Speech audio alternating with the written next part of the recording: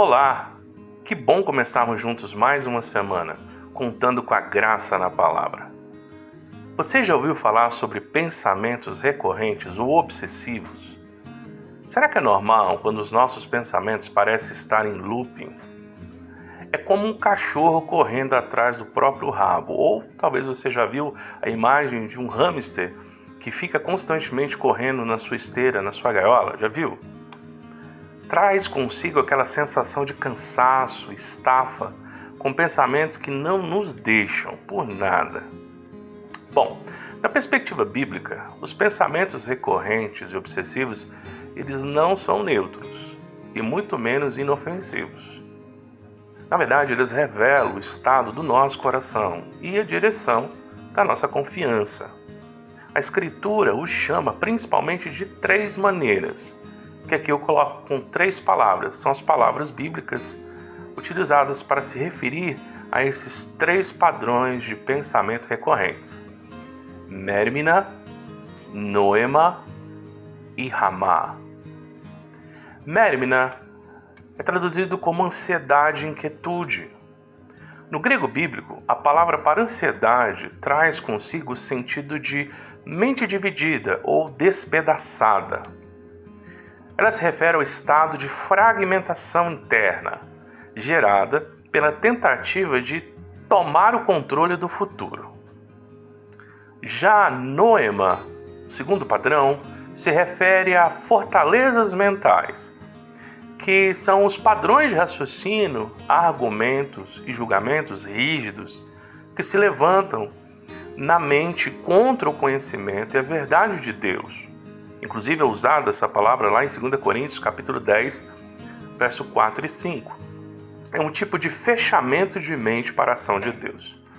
E por último nós vemos Ramá, que é encontrado lá em Salmos 42:11, e se refere ao coração agitado. Ou seja, é o estado de perturbação e ruído interno na alma que impede a alma de descansar na soberania de Deus. Bom, para entender como essas 3 dinâmicas se manifestam no nosso dia a dia, vamos imaginar um cenário prático. Vamos imaginar um profissional que acabou de cometer um erro em um relatório importante no trabalho e recebeu uma crítica construtiva do seu chefe. Com base nesse exemplo, vamos ver como cada um dos 3 padrões de pensamento recorrente opera na mente desse profissional da nossa história ao longo do dia. O primeiro é Mérmina, ou seja, ansiedade e inquietude, que se refere à mente dividida. A pessoa tenta seguir com seu dia de trabalho após o erro, mas a sua mente ela é fragmentada em múltiplos cenários hipotéticos sobre o futuro. Ela não consegue focar na tarefa atual, porque o pensamento está despedaçado, estilhaçado.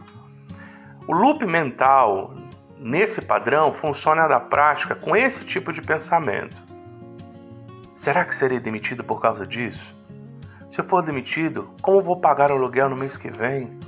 E se eu não conseguir outra vaga no mercado atual? Meu chefe deve estar reunido agora com o RH, planejando o meu desligamento.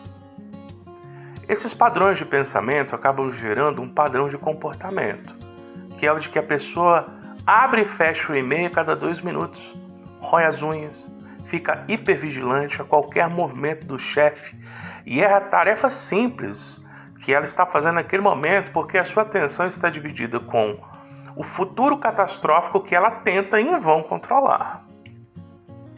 O segundo padrão de pensamento, Noema, que se refere a fortalezas mentais, traz consigo o sentido de padrões rígidos e julgamentos, esse fechamento.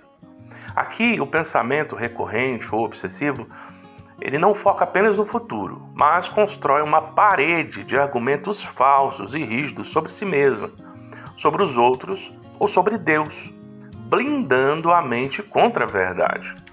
E nós vemos que o loop mental nesse padrão funciona na prática com acusações de falsidade, que se traduzem em falsidade sobre si mesmo, falsidade sobre o outro e falsidade sobre Deus.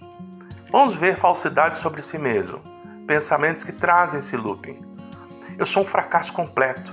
Eu nunca faço nada certo. Isso não é verdade. Todos nós cometemos erros e galgamos acertos. Ou julgamento falso sobre o outro. Meu chefe é uma pessoa implacável, está me perseguindo, ele quer me destruir. Ou padrões de pensamentos que trazem falsidade sobre a pessoa e o caráter de Deus. Não adianta nem orar, porque Deus não se importa com os meus problemas profissionais e me abandonou à minha própria sorte. Uma inverdade. Esse não é o caráter de Deus. Bom, esses padrões de pensamento, esses loopings que nós vemos nas fortalezas mentais de Noema, geram um comportamento no qual a pessoa se isola. Ela acaba adotando uma postura defensiva, hostil contra a liderança, e muitas das vezes ela se recusa a aceitar, ajudar ou a crer na graça divina, pois a fortaleza racional que ela construiu justifica o seu papel de vítima e anula qualquer palavra de esperança. Literalmente, a pessoa se fecha para a ação de Deus. E por último, nós vemos Ramá, o coração agitado, que traz consigo o padrão da perturbação e o ruído interno. Esse é o estado de turbulência emocional onde a mente fica revivendo o passado de forma obsessiva, gerando um eco barulhento que impede a alma de experimentar o silêncio e o descanso. O loop mental aqui na prática funciona com esses pensamentos. Por que eu não revisei aquela página? Eu sou muito estúpido. Se eu tivesse acordado 10 minutos mais cedo, teria visto o erro. Eu devia ter falado de outra forma com o chefe da reunião. Que vergonha! O que os meus colegas vão pensar de mim? Eu não devia ter enviado aquele arquivo. Esses pensamentos acabam gerando um padrão de comportamento de angústia, desespero.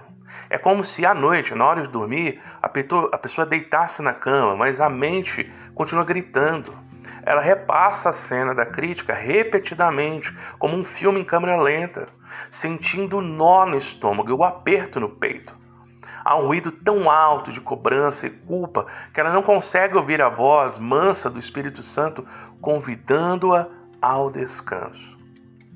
Bom, esses 3 exemplos ilustram o exato momento em que o cérebro e a alma precisam do que eu chamo de protocolo de ação, que pode ser resumido em 3 ações: interromper, entregar e substituir. E esse protocolo existe para quebrar o ciclo antes que ele drene toda a energia do dia. Vamos avaliar biblicamente sobre o impacto espiritual que isso produz no coração de quem mantém e nutre esses padrões de pensamento. A Bíblia avalia esse ciclo de pensamentos como um sintoma de desalinhamento espiritual, que produz 3 efeitos principais. Primeiro efeito, dúvida da paternidade divina. Ou seja, a pessoa ela começa a duvidar de que Deus é um pai bondoso. Jesus aponta que a preocupação excessiva e repetitiva imita o comportamento de quem não conhece a Deus como pai protetor e provedor. Você vê isso lá em Mateus, capítulo 6, verso 31 e 32. O segundo efeito prático é a idolatria do controle, o desejo de ter controle sobre tudo. O loop mental é uma tentativa humana e infrutífera de resolver amanhã o que só pertence a Deus hoje. É a ilusão de que o peso do mundo está sobre os nossos ombros. Você vê isso em Mateus 6, 27. E o terceiro efeito é a infertilidade espiritual, ou seja, as preocupações dessa vida nos paralisam e nos fazem infrutíferos. Na parábola do semeador, os cuidados dessa vida são comparados a espinhos que sufocam a palavra, impedindo que ela frutifique em alegria e paz, conforme nós vemos em Marcos 4,19. Bom, mas agora que nós já meditamos a respeito dos padrões, de pensamentos obsessivos e de suas consequências, quais seriam as medidas bíblicas diárias que realmente são efetivas para poder lidar com eles? Para lidar com esses pensamentos no decorrer do dia a dia, de forma prática e objetiva, a Escritura estabelece um protocolo de ação imediata. E aqui eu vou deixar com vocês 4 passos. Primeiro, a interrupção e substituição, que nós vemos em Filipenses capítulo 4, versos 6 a 8. Não basta tentar não pensar. A ordem bíblica é ativa. interromper a ansiedade pela oração e pela súplica com ação de graças, e imediatamente preencher a mente com o que é verdadeiro, nobre, correto, puro e amável. Segunda ação, o princípio de prontidão diária, que nós vemos aí em Mateus capítulo 6, verso 34.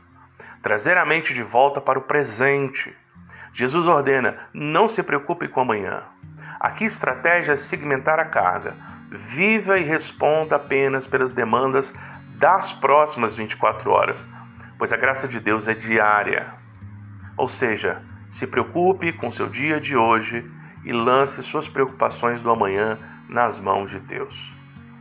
Terceira medida, o princípio de entrega ativa. Está lá em 1 Pedro capítulo 5, verso 7. O termo original para lançar sobre ele a vossa ansiedade, que está nessa referência que eu trouxe, traz o ato de depositar um fardo pesado no lombo de um animal de carga. É um exercício intencional de oração repetitiva. Cada vez que o pensamento voltar, ele deve ser transformado em um clamor de entrega. E por último, prática do silêncio e do aninhamento.